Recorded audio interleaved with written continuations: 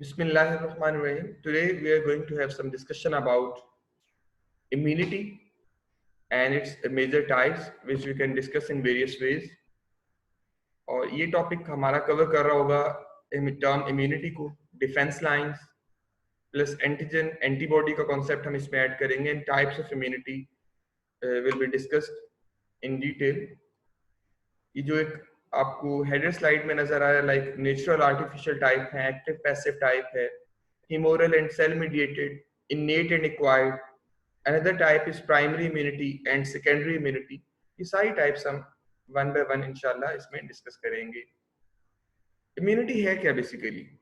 Immunity is the capacity और ability of a body to recognize, to identify the entry of intrusion of foreign agents, कि बाहर से आने वाले agents, चाहे वो कोई लिविंग ऑर्गेनिजम्स हैं, बैक्टीरिया हैं, वायरसेस हैं या कोई नॉन लिविंग ऑब्जेक्ट्स हैं, उनको आइडेंटिफाई करना और फिर बॉडी की मैकेनिज्म यानी सेल्स और सेल प्रोडक्ट्स को एक्टिवेट करना to combat, to fight, to remove that particular antigen, ताकि जो है वो किसी भी फॉरेन एजेंट से बॉडी को प्रोटेक्ट किया जा सके।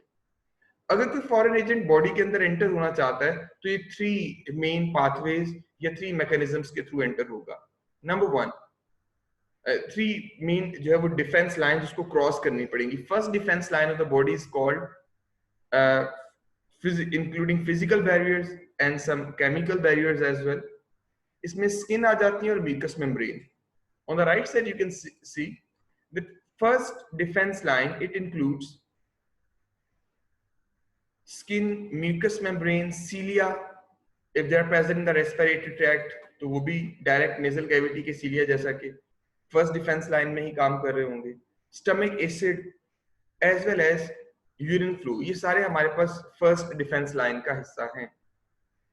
And the second defence line, अगर स्किन, म्यूकस मेम्ब्रेन या इसके अलावा किसी पाथवे को अडेप्ट करते हुए लाइक ऑरल कैविटी के थ्रू, नेजल कैविटी के थ्रू कोई जर्म्स, कोई एजेंट्स ब्लड के अंदर पहुंच जाते हैं, तो ब्लड में जो हमारी सेकेंड लाइन ऑफ डिफेंस है, it includes phagocytes such as macrophages which are developing from monocytes, और न्यूट्रोफिल्स, बेसोफिल्स जो इन्फ्लेमेशन प्रोड्यूस करके किसी एजेंट का रास्ता रोकेंगे, ये भी सेकेंड डिफेंस लाइन में आएगा। इओसिनोफिल जो पैरासाइट्स पे डायरेक्ट अटैक करते हैं, मैस्ट सेल्स हैं, नेचुरल किलर सेल्स हैं, ये डायरेक्ट किलिंग करेंगे। वाई एंड टी सेल्स और natural killer type T cells, ये सारे के सारे सेकेंड डिफेंस लाइन में इंक्लूडेड है। जबकि third line of defence highly specific है, that comprises immune system. Third line of defence is known as immune system and it includes mainly type T and type B cells. B lymphocyte and T lymphocytes जो बड़ा specific response देते हैं किसी भी antigen के against, इन्हें हम नाम देंगे बेटा, ये है हमारे पास थर्ड डिफेंस लाइन। तो थ्री डिफेंस लाइंस को क्रॉस करना पड़ता है कोई भी जर्म हो उनको हमारी बॉडी के अंदर इंफेक्शन कॉज करने के लिए। फर्स्ट ऑफ ऑल, इम्यूनिटी की तीनों डिफेंस लाइंस आपको क्लियर होनी चाहिए। इनमें पहली दोनों डिफेंस लाइन, फर्स्ट और second defence line, they are referred as non specific, while third defense line is known as specific because it is acquired or adaptive immunity। जैसे हम टाइप की बात कर रहे थे, स्पेसिफिक नॉन स्पेसिफिक होती है, इनेट एक्वायर्ड होती है। तो ये इनेट इम्यूनिटी क्या है? जो ऑलरेडी हमारे पास है। फर्स्ट डिफेंस लाइन में जो एग्जांपल्स हमने पढ़ी अभी, skin, mucus membranes, secretions of skin and mucus membranes, या सेकंड डिफेंस लाइन में जो हमने बात की कि phagocytotic leukocytes in the blood cell और ब्लड एंटीमाइक्रोबियल प्रोटीन्स जो प्रोड्यूस हो रही हैं, या इन्फ्लेमेटरी रिस्पांस या फीवर जो प्रोड्यूस हो रहा है, ये ऑलरेडी हमारी बॉडी के पास मौजूद है और जनरल है। ये किसी भी एंटीजन को रोकने की कोशिश करेंगे, चाहे वो कोई टाइप का वायरस, बैक्टीरियम या कोई inanimate object, non living object भी हो, उसको स्टॉप करने की कोशिश की जाएगी, non specifically, generally. That's why first and second defence line, they are termed as non specific barriers, non specific defences. जबकि थर्ड डिफेंस लाइन जो कि इम्यून सिस्टम भी कहलाता है, ये सिर्फ उस वक्त एक्टिवेट होगा जब स्पेसिफिकली लिम्फोसाइट्स अपना रिस्पांस शो करेंगे। Lymphocyte B by producing antibodies, or memory cells, lymphocyte T direct killing के through or by producing memory T cells. तो ये third line of defence it is highly specific, जबकि first और second defence line को हम non specific consider करते हैं। ये कुछ टाइप्स जिनको हम साथ साथ डिस्कस कर रहे थे। अभी बेटा हमने बात की इननेट और एक्वायर्ड की। फर्स्ट और second defence line innate inborn है हमारे पास। थर्ड डिफेंस लाइन सिर्फ और सिर्फ एनवायरमेंटल स्टिमुलस के बाद ही एक्टिवेट होगी, that's why it is called acquired. Active passive ये एंटीजन एंटीबॉडी बेस्ड है, अभी इनकी टाइप्स भी आगे हम डिस्कस कर लेते हैं। नेचुरल एक्टिव इस बेस पे बनाए जाते हैं कि कोई एंटीजन नेचुरली एंटर हो रहा है बॉडी के अंदर, या आप आर्टिफिशियली वैक्सीन के थ्रू इम्यूनिटी दे रहे हो, दैट इज आर्टिफिशियल इम्यूनिटी। फिर हिमोरल और सेल मीडिएटेड भी एक रिस्पॉन्स हम पढ़ेंगे यहाँ पे। Humoral mean an immunity which is obtained with the help of antibodies, उसे हम कहते हैं हिमोरल सेल रिस्पॉन्स, और इसमें लिम्फोसाइट बी का रोल पढ़ेंगे हम। जबकि सेल मीडिएटेड जो डायरेक्ट जिसमें सेल्स इन्वॉल्व होते हैं, such as in response of lymphocyte T जब रिस्पॉन्स दे रहे होते हैं, that's called cell mediated response, जिसमें डायरेक्ट सेल रिस्पॉन्स देंगे, कोई एंटीबॉडीज उसमें प्रोड्यूस नहीं हो रही होती। Just have a look over here. It is depicting or showing cellular as well as humoral immunity. Stem cells which are produced in the bone marrow, and they differentiate in the thymus and unknown processing areas, most probably intestine के जो portion है वहां पे mentioned है कि B lymphocyte उधर शायद mature होते हैं, जबकि T lymphocyte इनके बारे में है कि thymus में mature होते हैं, जबकि प्रोड्यूस दोनों बोन मैरो के अंदर होंगे with the help of stem cells. जो बेटा टी लिम्फोसाइट या बी लिम्फोसाइट्स हैं, ये जब लिम्फ नोड्स में आते हैं तो एक्सपोज होते हैं आपके लिए एंटीजेंस एंटीबॉडीज के अगेंस्ट। एंटीजेंस इनको स्टिमुलेट करेगा ना जब भी, तो जो टी सेल्स हैं, differentiated T cells, small sensitize T lymphocytes, वो डायरेक्ट रिस्पॉन्स शो करेंगे एंटीजेंस के साथ कॉम्बैट करने के लिए, फाइट करने के लिए। जबकि B lymphocytes they are activated to form plasma cells. B lymphocyte differentiate कर जाएंगे to form plasma clone cell जो secrete करेगा antibodies। तो antibodies का secrete होना ये कहलाएगी बेटे humoral immunity, while the secretion of secretion इसमें involve होगी, sorry, while the production of direct responding cells such as T cells is called cellular immunity और सेल मीडिएटेड इम्यूनिटी। तो ये दो बेसिक टाइप्स भी इसी हवाले से मेंशन्ड है। बेसिकली हम एंटीजन या एंटीबॉडी कह किसे रहे होते हैं कि एंटीजन क्या चीज है, एंटीबॉडी क्या चीज है। एंटीजन को हम अल्टरनेटिव नेम देते हैं इम्यूनोजन, क्योंकि ये इम्यूनिटी जनरेट करता है। एंटीजन भी दो वर्ड्स का कॉम्बिनेशन है, एंटी मीन अगेंस्ट और जिन जनरेट, जबकि यहाँ पे एंटी वर्ड एंटीबॉडीज के लिए यूज हो रहा है। Any substance which can induce the formation of antibodies, कोई भी ऐसा सब्सटेंस जो एंटीबॉडीज बनवा सके उसे हम नाम देंगे एंटीजन।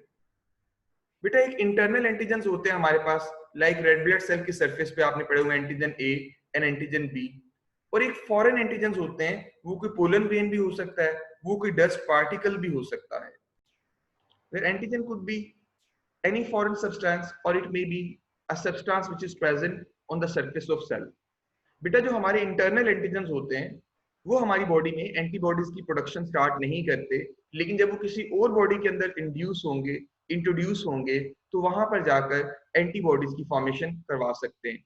जैसे हमारे रेड ब्लड सेल्स के एंटीजेंस पढ़ा हुआ आपने, वो किसी दूसरी बॉडी में जब हम ब्लड डोनेट करते हैं तो वहां पे एंटीबॉडीज की प्रोडक्शन स्टार्ट करवाते हैं। इसी तरह जो बाहर से आने वाले एजेंट है, चाहे कोई पोलन ग्रेन है या कोई डस्ट पार्टिकल है या कोई बैक्टीरियम या वायरल पार्टिकल है, तो वो हमारी बॉडी के अंदर जाके एंटीबॉडीज की प्रोडक्शन इंड्यूस करवा सकते हैं। सो एंटीजन और immunogen is any substance which can induce production of antibodies. यहाँ पे हमारे पास एंटीबॉडीज का कॉन्सेप्ट भी गिवन है। Antibodies are immunoglobulins, globular proteins होती हैं, कार्बोहाइड्रेट पोर्शन साथ अटैच हो सकता है माइन्यूट अमाउंट में, but mainly they are protein in nature, या इनको ग्लाइकोप्रोटीन भी कहा जाता है। They are globular protein mainly and they are specific. They cause the destruction of antigen which stimulate their production.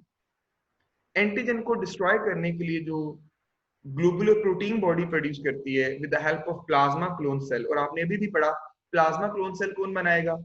Lymphocyte type B. तो उसे हम कहते हैं कि हमारे पास एंटीबॉडीज है। Antibodies they are manufactured in B lymphocyte, and then B lymphocyte directly तो नहीं बनाएंगे, प्लाज्मा क्लोन सेल के थ्रू बनेगी, and then they are secreted into the lymph and blood where they can circulate freely. फिर वो blood और lymph के अंदर जाएंगी जहां पे इनकी सर्कुलेशन कंप्लीट होगी। So that was the differentiation between antigen and antibody. अब इसमें एंटीबॉडी के हवाले से फर्दर जो डिफरेंसेस हैं उनको भी आप यहाँ पे नोट डाउन कर सकते हैं।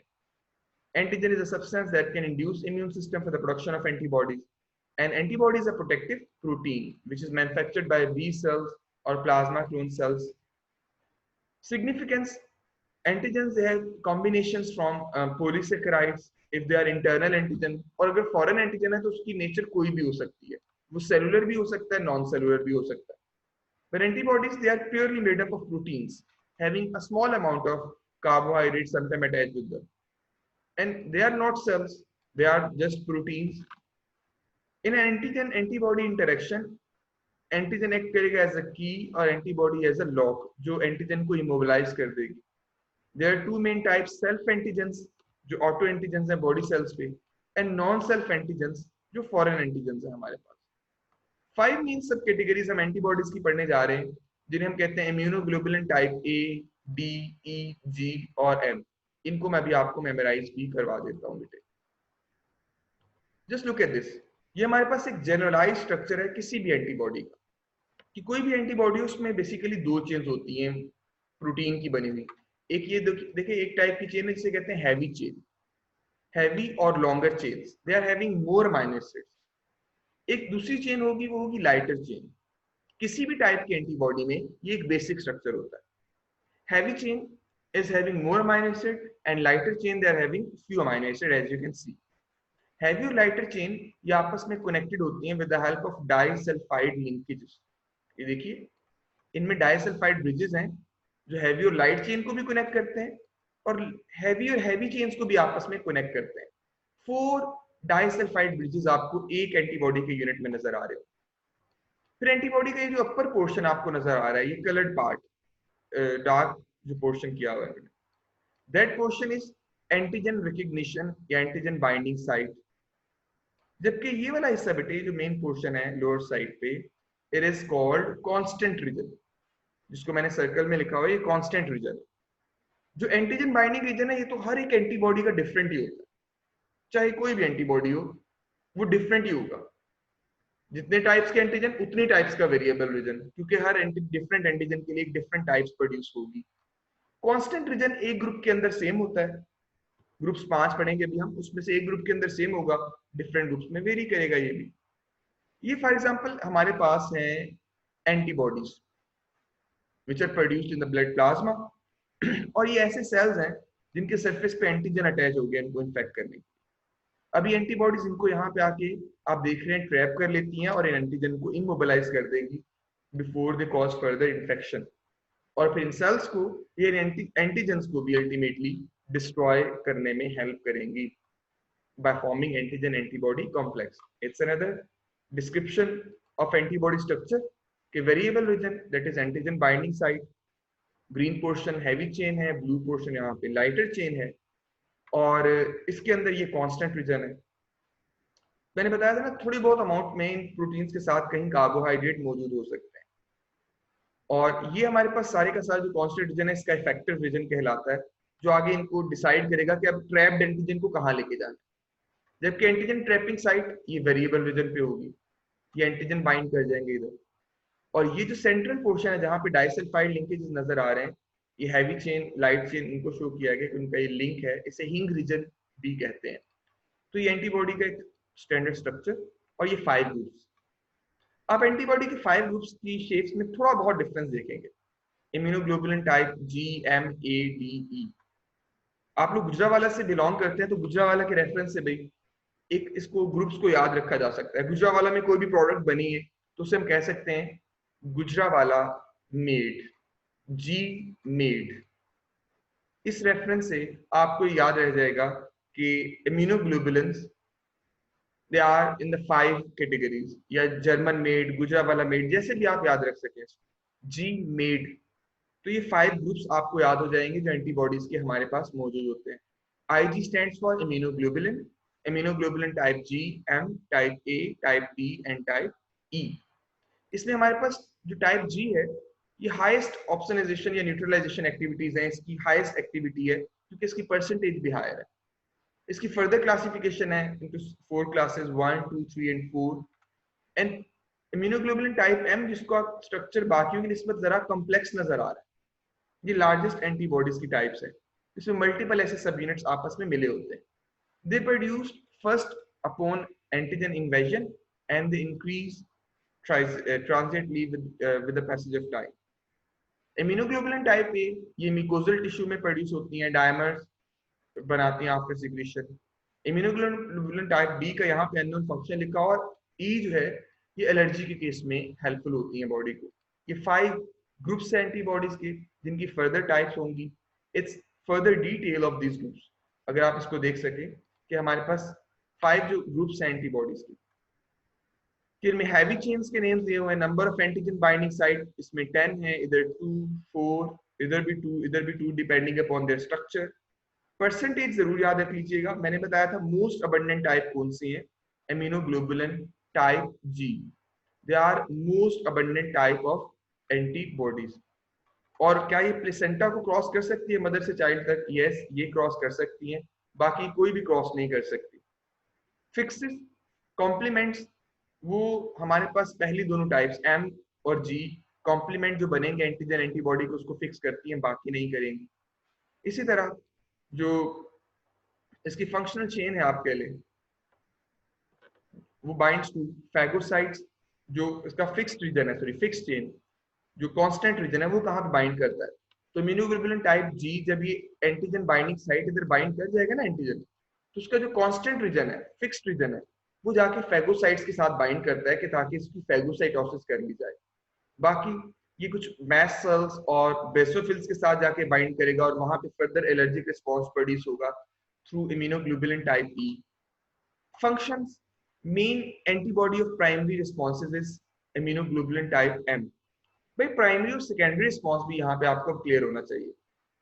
फॉरन से जो रिस्पॉन्स हो जाता है दैट इज प्राइमरी, और जो फ्यूचर रिस्पॉन्स जो होता है एंटीबॉडीज का उसे हम बोलते हैं secondary.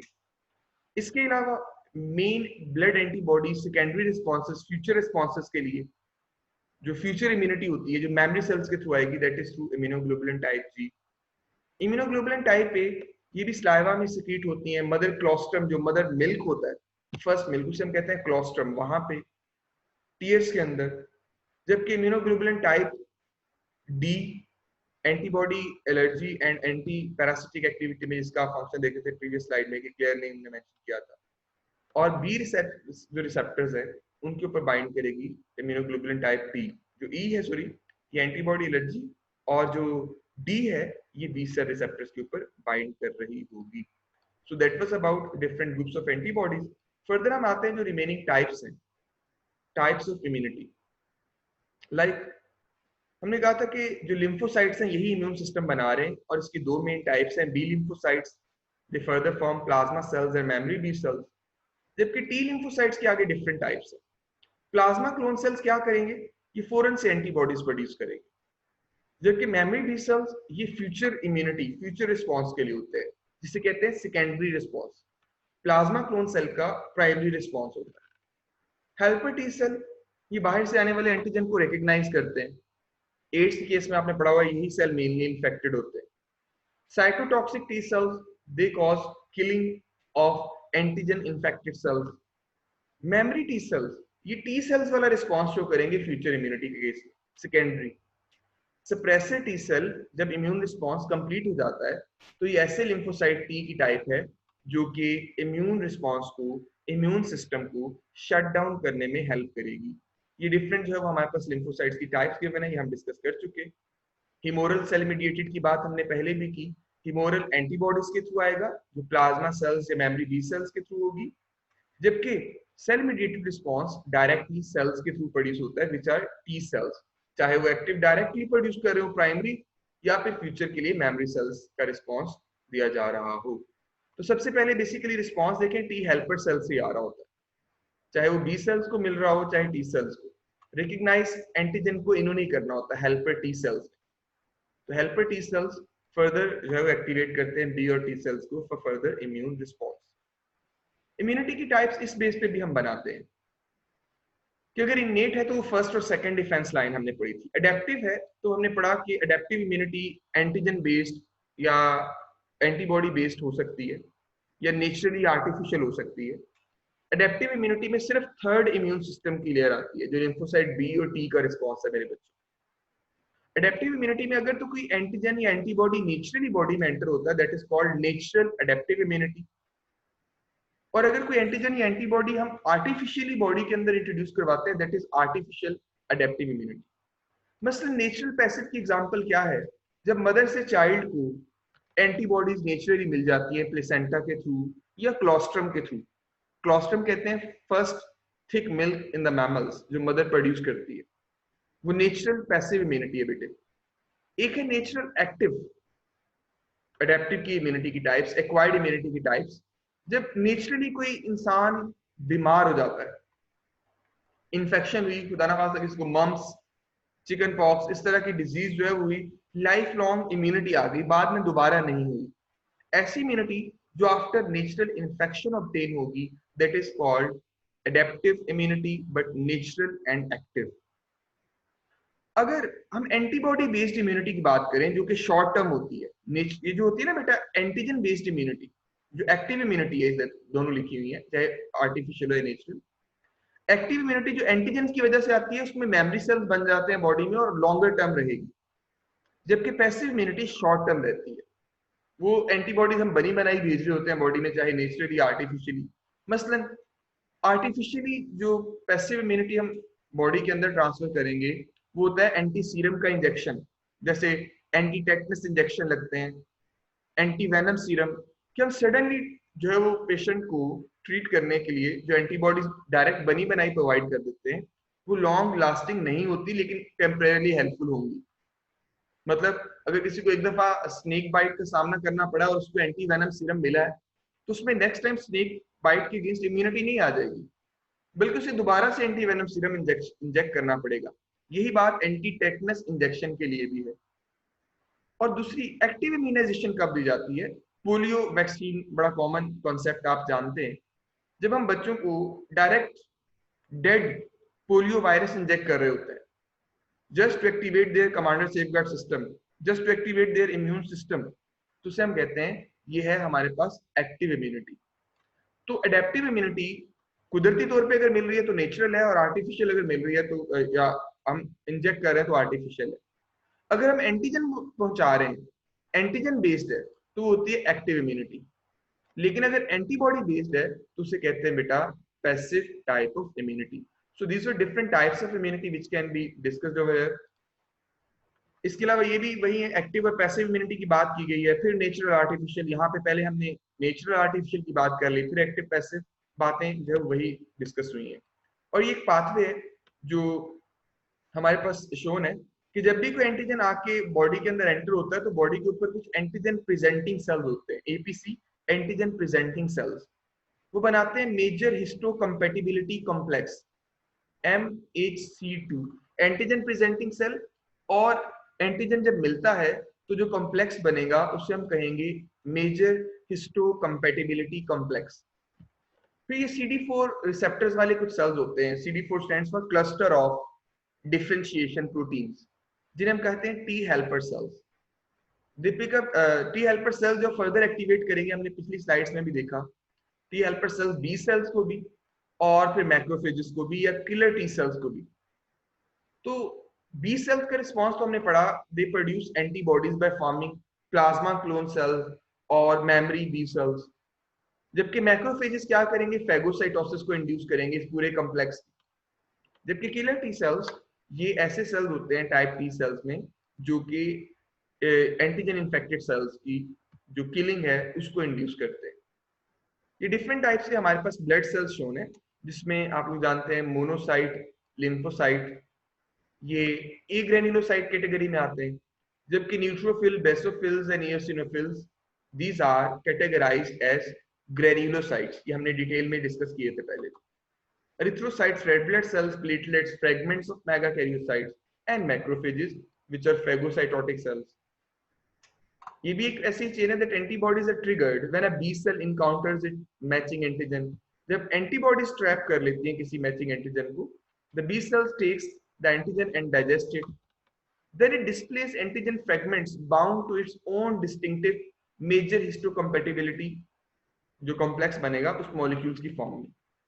And the combination of antigen fragments and major histocompatibility complex molecules attracts the help of mature matching T cells. T cells को जो है वो attract करेंगे.